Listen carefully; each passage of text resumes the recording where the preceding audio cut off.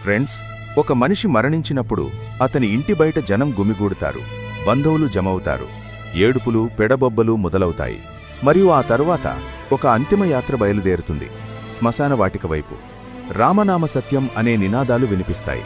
మరియు నిన్నటి వరకు మఖ్మల్ పరుపుల మీద కూడా నిద్రపట్టని ఆ శరీరాన్ని ఈరోజు కట్టెల మోపుపై పడుకోబెడతారు, నిప్పు పెడతారు.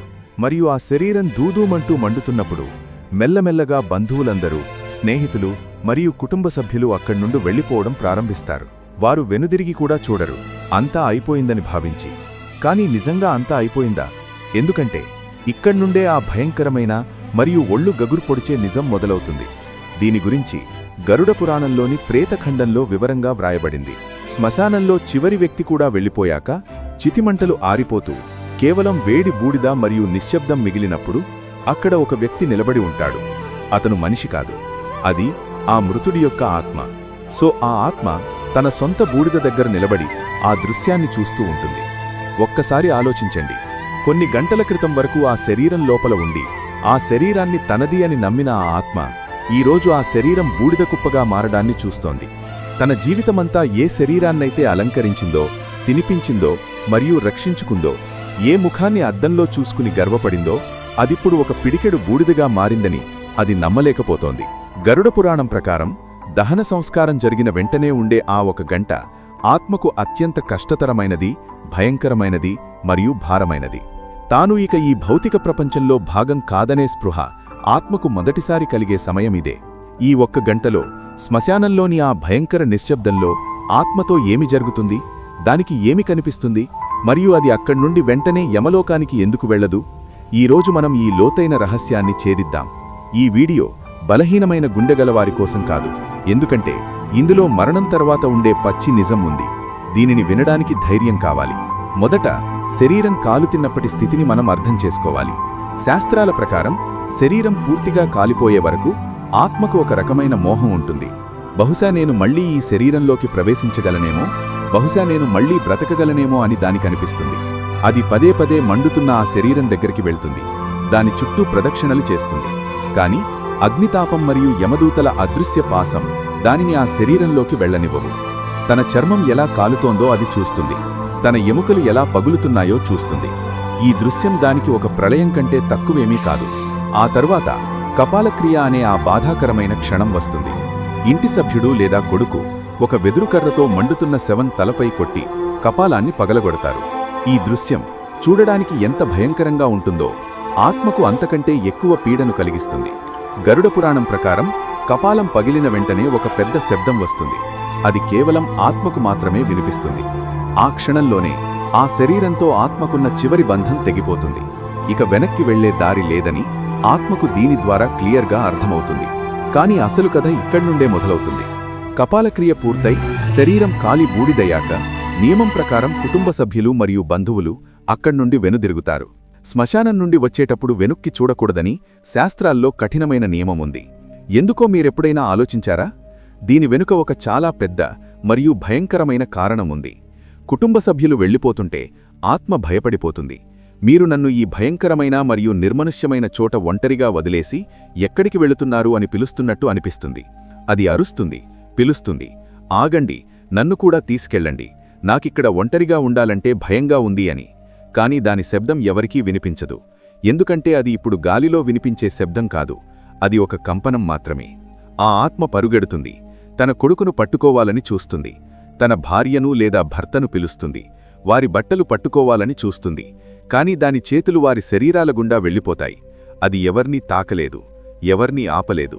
మరియు తన సొంత మనుషులే, ఎవరికోసమైతే తాను జీవితమంతా పాపాలు చేసిందో, అబద్ధాలాడిందో, అక్రమాలు చేసిందో, రాత్రింబవళ్లు కష్టపడి డబ్బు సంపాదించిందో, వారే ఈరోజు ఒక తెలియని చోట బూడిదకుప్ప దగ్గర తనను ఒంటరిగా వదిలేసి వెళ్ళిపోతున్నారని చూసినప్పుడు దానికి జీవితంలో అతిపెద్ద మోసం జరిగినట్లు అనిపిస్తుంది. ప్రపంచంలో ఏ బంధం చివరి వరకు తోడు రాదని అది అర్థమవుతుంది. ఇప్పుడు ప్రశ్నేమిటంటే, ఆత్మ ఆ శ్మశానంలో ఒక గంట ఎందుకు ఆగుతుంది? అది వెంటనే వారి వెనుక ఎందుకు వెళ్లదు? గరుడ పురాణం ప్రకారం శ్మశాన భూమి పరమశివుని నివాసస్థలంగా భావించబడుతుంది.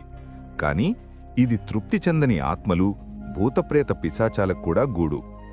ఒక కొత్త మరణం సంభవించినప్పుడు ఆ ఆత్మ చుట్టూ ఒక రక్షణ కవచం ఉంటుంది. అది శ్మశానంలోని ప్రతికూల శక్తుల నుండి కొంత సమయం వరకు కాపాడుతుంది. కాని సమయం గడుస్తున్న కొద్దీ ఆ కవచం బలహీనపడుతుంది. ఆ ఒక్క గంటలో ఆ ఆత్మకు శ్మశానంలో ఉన్న ఇతర తిరుగుతున్న ఆత్మలు కనిపిస్తాయి. దానికి వింత వింత భయంకరమైన శబ్దాలు వినిపిస్తాయి. వందల ఏళ్లుగా ముక్తి కోసం తప్పిస్తున్న ఆత్మలు అక్కడ ఉన్నాయని అది చూస్తుంది. ఆకలి దప్పులతో అలమటిస్తూ వికృత రూపాలు దాల్చిన ఆత్మలను చూస్తుంది. కొన్ని ఆత్మలు గాలిలో తేలుతుంటే మరికొన్ని నేలపై పాకుతుంటాయి. ఈ కొత్త ఆత్మను చూసి అవి దానివైపు దూకుతాయి. దానిని భయపెట్టడానికి ప్రయత్నిస్తాయి. ఈ దృశ్యం చూసి ఆ కొత్త ఆత్మ భయంతో వణికిపోతుంది. అది దాచుకోవడానికి చోటు కోసం వెతుకుతుంది. కాని శ్మశానంలోని ఖాళీ మైదానంలో దాచుకోవడానికి చోటుండదు. దానికి తన తప్పులు పాపాలపై పశ్చాత్తాపం కలుగుతుంది. కనీసం పుణ్యం చేసి ఉంటే, భగవంతుని నామం స్మరించి ఉంటే ఈ స్థితి వచ్చేది కాదు కదా అని అనుకుంటుంది. గరుడ పురాణం ప్రకారం ఆ ఒక్క గంటలో యమదూతలు వెంటనే పట్టుకోరు. ఏ శరీరం మరియు ఏ ప్రపంచంపై దానికి అంత గర్వం ఉందో, దాని అసలు స్థితి ఏమిటో తన కళ్ళారా చూడనివ్వడానికి దాన్ని వదిలేస్తారు. ఇది శ్మశాన వైరాగ్య క్షణం. ఆత్మకు తానేమి కోల్పోయింది, ఏమి పొందింది అని గ్రహించడానికి అక్కడ ఆగాల్సొస్తుంది. ఆ సమయంలో ఆత్మకొక వింత అనుభవం కలుగుతుంది. దానికి సమయం తెలియదు. మనకు ఒక గంట అంటే ఆ ఆత్మకది చాలా రోజుల కాలంలా అనిపిస్తుంది. ఆ ఒంటరితనంలో, ఆ నిశ్శబ్దంలో దానికి తన జీవితం ఒక సినిమాలాగా కనిపిస్తుంది. గరుడ పురాణం దీనిని జీవిత సమీక్ష లేదా లైఫ్ రివ్యూ అంటుంది. చిన్నప్పట్నుండి జవ్వనం వరకు, జవ్వనం నుండి ముసలితనం వరకు అది చేసిన పనులన్నీ, అవి గదిలో చేసినా లేదా అందరి ముందు చేసినా, అన్నీ దాని కళ్ల ముందు కదులుతాయి. అది ఎవరి మనసు నొప్పించిందో, ఎవరి హక్కును కాలరాసిందో, ఎవరిని మోసం చేసిందో అన్నీ గుర్తొస్తాయి. మరియు అన్నింటికంటే ముఖ్యంగా తన పనుల వల్ల ఇతరుల మీద ఎలాంటి ప్రభావం పడిందో కూడా కనిపిస్తుంది. అది ఒక పేదవాడి కష్టాన్ని దోచుకుంటే ఆ పేదవాడి పిల్లలు ఆకలితో ఏడవడం దానికి కనిపిస్తుంది. అది ఒక జంతువును రాయిలో కొడితే ఆ జంతువు పడిన బాధ దీనికి అనుభవంలోకి వస్తుంది. ఈ మానసిక పీడ శారీరక పీడ కంటే ఎన్నో రెట్లు ఎక్కువగా ఉంటుంది. ఆత్మ అరుస్తుంది, ఏడుస్తుంది, కాని అక్కడ కన్నీళ్లు తుడిచేవారు ఎవరూ ఉండరు. అక్కడ కేవలం గాలి శబ్దం మరియు ఎక్కడో దూరంగా కుక్కలు ఏడ్చే శబ్దం మాత్రమే ఉంటుంది. ఇది మనిషికి తన అసలు స్వరూపం తెలిసే సమయం. ఏ పదవి, ప్రతిష్ఠ మరియు డబ్బు చూసి గర్వపడిందో అవన్నీ శ్మశానం గేటు బయటే మిగిలిపోయాయని అర్థమవుతుంది. శ్మశాన భూమిలో నిలబడి ఆత్మ తన శరీర బూడిద చల్లబడటాన్ని చూస్తుంది. అది ఆ బూడిదను తాకడానికి ప్రయత్నిస్తుంది. ఇదే శరీరంపై తాను ఖరీదైన బట్టలు వేసుకున్నానని, దీనిని సెంటుతో సువాసన వచ్చేలా చూసుకున్నానని గుర్తు తెచ్చుకుంటుంది. కాని ఈరోజు ఈ బూడిద గాలిలో ఎగిరిపోతోంది మరియు దీనిని ఎవరూ పట్టించుకోవడం లేదు. ఈ శూన్యం దానిని కృంగదీస్తుంది. కాని కథ ఇక్కడితో ముగియదు. ఆ ఒక్క గంట గడిచాక మరియు కుటుంబ సభ్యులు ఇంటివైపు చాలా దూరం వెళ్ళాక ఆత్మకు మోహం మళ్లీ కలుగుతుంది. అది భయపడి, కంగారుపడి పరిగెత్తుతూ తన కుటుంబం వెనుక వెళుతుంది. తన కొడుకులు మరియు సోదరులు మాట్లాడుకుంటూ వెళుతుండటం చూస్తుంది. అది వారి మాటలు వినడానికి ప్రయత్నిస్తుంది. చాలాసార్లు వారు తన మరణం గురించి బాధపడటానికి బదులు తన బ్యాంకు ఖాతా మరియు ఆస్తిపాస్తుల గురించి మాట్లాడుకోవడం విని ఆత్మకు పెద్ద దెబ్బ తగులుతుంది. దుకాణం ఎవరు చూసుకుంటారు, ఇంటి పంపకాలు ఎలా జరగాలి అని వారు చర్చించుకుంటూ ఉంటారు. ఇది విని ఆత్మకు ఎవరో ఖంజరదించినట్లు అనిపిస్తుంది. అది అరుస్తుంది, ఓ మూర్ఖులారా, నేనింకా వెళ్లనేలేదు, అప్పుడే మీరు పంపకాలు మొదలుపెట్టారా అని. కాని దాని మాట వారికి వినిపించదు. అందుకే ఇంటి లోపలికి వెళ్లే ముందు ఇనుమును తాకాలి, నిప్పును తాకాలి, లేదా వేప ఆకును నమలాలని చెబుతారు. ఆత్మ మోహంతో మీ వెనకాలే ఇంటి వరకు వచ్చి ఉంటే అది ఇంటి లోపలికి రాకుండా ఉండటానికి ఇవన్నీ చేస్తారు. ఎందుకంటే మరణం తర్వాత వెంటనే ఆత్మ ఇంటి లోపలికి వెళ్ళిపోయి దానికి ముక్తి లభించకపోతే అది ఆ ఇంట్లో ప్రేతాత్మగా ఉండిపోతుంది. గరుడ పురాణంలో వ్రాయబడింది, ఆత్మకు దాహం వేస్తుంది, చాలా భయంకరమైన దాహం. దహన సంస్కారం వేడి వల్ల దాని సూక్ష్మ శరీరం కాలిపోతూ ఉంటుంది. అది నీరు అడుగుతుంది. అది తన ఇంటి నీటికుండల దగ్గరికి వెళుతుంది. నీరు తాగుతున్నా తన బంధువుల దగ్గరికి వెళుతుంది. కాని అది నీరు తాగలేదు. దాని గొంతు గరుడ పురాణం ప్రకారం సూది మొన అంత సన్నగా మారుతుంది. అది ఒక నీటి చుక్కను కూడా మింగలేదు. ఇది జీవితాంతం పెంచుకున్న మోహానికి శిక్ష. దానికి ఆకలి వేస్తుంది. అది తన ఇంటి వంటగదిలోకి వెళుతుంది. అక్కడ దానికి ఇష్టమైన వంటలు చేసేవారు. కాని అది తినలేదు. కేవలం ఆ వాసనను మాత్రమే పీల్చుకోగలదు. ఈ నిస్సహాయత దానిని ముక్కలు చేస్తుంది. ఆ ఒక్క గంట తర్వాత ఆత్మ తన ఇంటికి చేరుకున్నప్పుడు అక్కడ దృశ్యాన్ని చూస్తుంది. ప్రజలు తన ఫోటోకు పూలమాల వేయడం చూస్తుంది. కొందరు తన మరణానికి బాధపడుతుంటే మరికొందరు తన ఆస్తి, డబ్బు మరియు పంపకాల గురించి మాట్లాడుకోవడం చూస్తుంది. ఇది చూసి ఆత్మకు లోతైన గాయం తగులుతుంది. తాను వెళ్ళిపోయినా ప్రపంచం అలాగే సాగుతుందని దానికి అర్థమవుతుంది. ఎవరూ ఎవరికోసం ఆగరు. ఏ డబ్బు కోసం సోదరుడితో గొడవపడిందో, ఏ నగలతో ఇతరుల మనసు నొప్పించిందో అవన్నీ ఇక్కడే ఉండిపోయాయని, తాను మాత్రం ఖాళీ చేతులతో దిగంబరంగా మరియు నిస్సహాయంగా నిలబడ్డానని తెలుసుకుంటుంది. తన సొంత ఇంట్లోనే దానికి పరాయిభావం కలుగుతుంది. అది తన కుర్చీలో కూర్చోవాలని అనుకుంటుంది కాని కూర్చోలేదు. తన పిల్లల తల నిమరాలని అనుకుంటుంది కాని నిమరలేదు. తన భార్య ఏడుస్తుంటే చూసి ఓదార్చాలని అనుకుంటుంది, కాని ఆమె దీనిని అనుభవించలేదు. ఈ అసమర్థత ఆత్మకు పిచ్చి కలిగిస్తుంది. అది పదే పదే గోడలకు తల బాదుకుంటుంది. అద్దంలో తన్ను తాను చూసుకోవాలని అనుకుంటుంది, కాని అక్కడ ప్రతిబింబం ఉండదు. గరుడ పురాణం ప్రకారం మరణం తర్వాత ఆత్మ యొక్క జ్ఞాపకశక్తి చాలా వేగంగా పెరుగుతుంది. తన బాల్యం నుండి వృద్ధాప్యం వరకు ప్రతి క్షణం తానికి గుర్తేస్తుంది. ఎప్పుడు ఎవరితో అబద్ధం చెప్పింది, ఎప్పుడు ఏ పేదవాడిని ఏడిపించింది, ఎప్పుడు ఏ జంతువును చంపింది, అన్నీ ఒక సినిమాలాగా కనిపిస్తాయి. ఆ సమయంలో కలిగే పశ్చాత్తాపం చితిమంటల కంటే ఎక్కువగా దహిస్తుంది.